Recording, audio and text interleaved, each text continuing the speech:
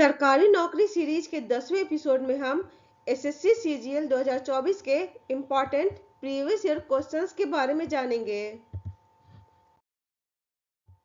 पहला क्वेश्चन है, भारत की जनगणना 2011 के अनुसार ग्रामीण भारत में निम्नलिखित में से कौन से राज्य में महिला कार्यबल भागीदारी दर सर्वाधिक है? ऑप्शंस हैं अरुणाचल प्रदेश, हिमाचल प्रदेश, उत्तर प्रदेश, आंध्र प्रदेश। सही आंसर है हिमाचल प्रदेश। भारत की जनगणना 2011 के अनुसार ग्रामीण भारत में हिमाचल प्रदेश में महिला कार्यबल भागीदारी दर सर्वाधिक है। दूसरा क्वेश्चन है, 1307-8 ईस्वी में अलाउद्दीन खिलजी का पहला दक्षिणी अभियान निम्नलिखित में से किस क्षेत्र में हुआ था? ऑप्शंस हैं द्वार समुद्र, वारंगल, देवगिरी, मदुरा। सही आंसर है देवगिरी। 1307 से 8 ईस्वी में अलाउद्दीन खिलजी का पहला दक्षिणी अभियान देवगिरी में हुआ था। तीसरा क्वेश्चन है, ब्याज दर और मुद्रा की मांग के बीच क्या संबंध है? ऑप्शंस हैं समानुपातिक, प्रतिलोम, कोई संबंध नहीं है, प्रत्यक्ष। सही आंसर है प्रतिलोम। ब्याज दर और मुद्रा की मांग के बीच प्रतिलोम संबंध है।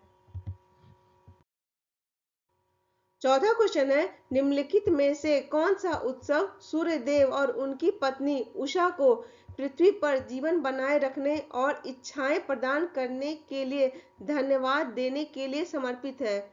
ऑप्शंस है छठ पूजा, मड़ई महोत्सव, विश्वकर्मा पूजा, सौराठ सभा। सही आंसर है छठ पूजा।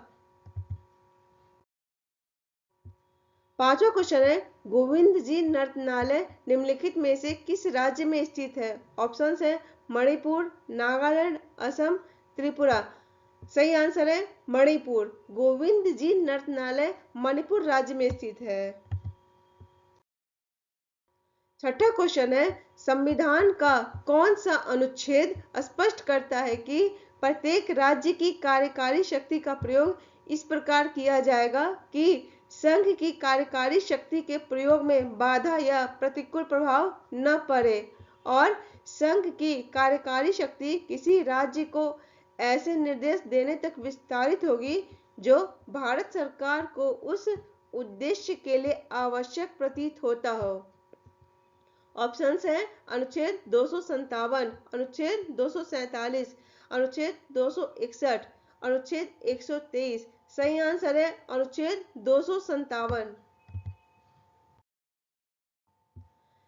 सातवां क्वेश्चन है, भारत के किस भाग में गर्म हवा लू चलती है? ऑप्शंस हैं पश्चिम और दक्षिण पश्चिम, उत्तर और उत्तर पश्चिम, पूर्व और पूर्वोत्तर, दक्षिण और दक्षिण पश्चिम। सही आंसर है उत्तर और उत्तर पश्चिम। भारत के उत्तर और उत्तर पश्चिम भाग में गर्म हवा लू चलती है।